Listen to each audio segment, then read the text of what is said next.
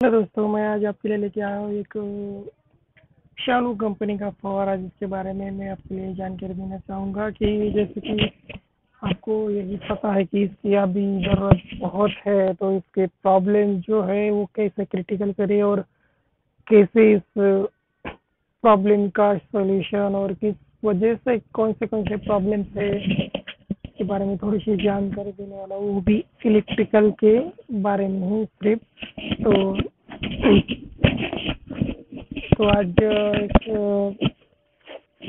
जो फव्वारा है इसे हैंडल पंप बोलते हैं, शावर पंप बोलते हैं, दो चार नामों से इसे पहचाना जाता है। तो अब इसका मैं आप इसके बारे में थोड़ी सी जानकारी देना चाहूँगा कि जैसे कि आप देख रहे हो कि मेरे पास ये एक पंप है जिसका रेगुलेटर, यहाँ पे चार्जर सॉकेट और यहाँ पे पावर का, और ये पंपिंग के लिए तो के रेगुलेशन के लिए ये जो बटन्स है, जो पावरफुल और रेगुलेशन पावर कंट्रोलर,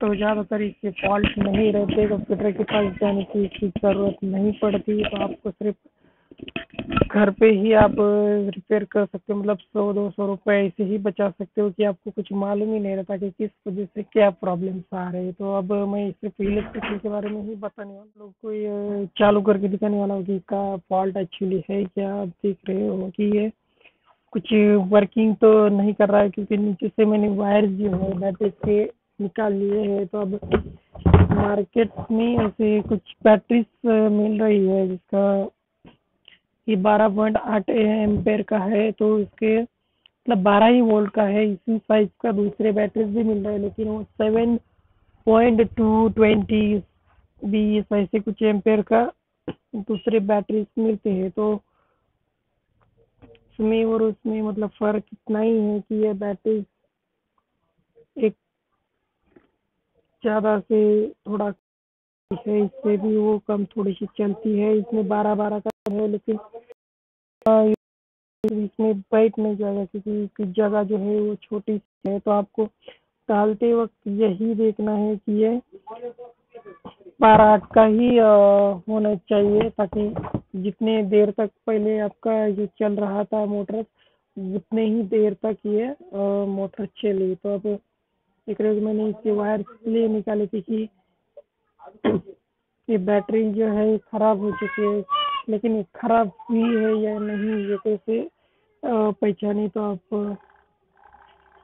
देख रहे हो मैंने यहाँ पे कनेक्शन नीचे लगवा दिया है। तो अब देख रहे हो यहाँ फिर येलो कलर की ये एलईडी जो है ग्लो कर रही है। तो हमें कम से कम ग्रीन कलर का एलईडी तभी ग्लो करना चाहिए, तब ये बैटरी जो है अच्छी तरह से वर्क कर रही है। इसे समझ सकते हो। तो लगाने के बाद भी टिकाती है, मतलब ग्रीन तक चालू करने के बाद ही चार्जिंग तो ऑन होता है, चार्जिंग फुल होकर भी दिखाता है, लेकिन ज़्यादा देर तक नहीं चलता। तो ये बैटरी का ही फॉल्ट रहता है। और कुछ बैटरी ऐसी भी है कि जो चार्जर को ही जला देती है, ताकि ये फॉल्ट हो जाए तो भी चार्जर भी खराब हो सकता है। तो अब इतना ही ख्याल रखिए कि आपका चार्जर जो है वो खराब ना हो जाए। तो इसके बारे में भी थोड़ी सी क्षमता करें। और ये कुछ ज़्यादा कि काम ये नहीं है, आप भी इसे निकाल के दूसरा ला के बिठा सकते हैं।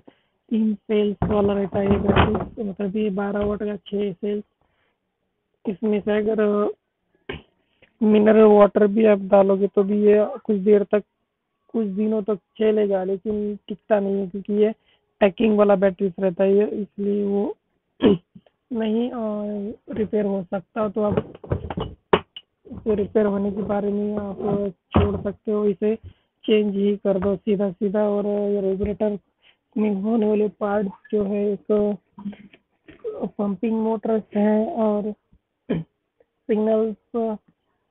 सिग्नल एलईडी है, और एक रेगुलेटर जो आपको स्पीड कम ज़्यादा करने के लिए काम के लिए आता है। तो इसमें किसी ज़्यादा इतना रिपेयर करने की ज़्यादा मटेरियल नहीं है जो कि फटाफट आपको समझ में आ सकता है, लेकिन घर पर भी आप रिपेयर इसे कर सकते हो, किसी और के पास जाने की ज़रूरत नहीं है। आज इससे कुछ रिलेटेड और भी कुछ प्रॉब्लम्स जो है इसमें कुछ और भी प्रॉब्लम्स आते हैं जिसके बारे में किसी और अलग अलग का फॉल्ट रहते हैं। तो अगर आपको और भी कुछ तकलीफ मतलब कुछ और प्रॉब्लम्स आ रही है तो आप मेरे कमेंट बॉक्स में आप मुझे कमेंट करके बता सकते हो कि ये फॉल्ट जो है कुछ और ही आ रहे हैं। तो आप इसके बारे में भी कुछ बताइए तो मैं आपको फटाक से इसके बारे में कुछ वीडियोस बना दूंगा और आपको समझा दूंगा कि ये फॉल्ट इस वजह से आ रहा है।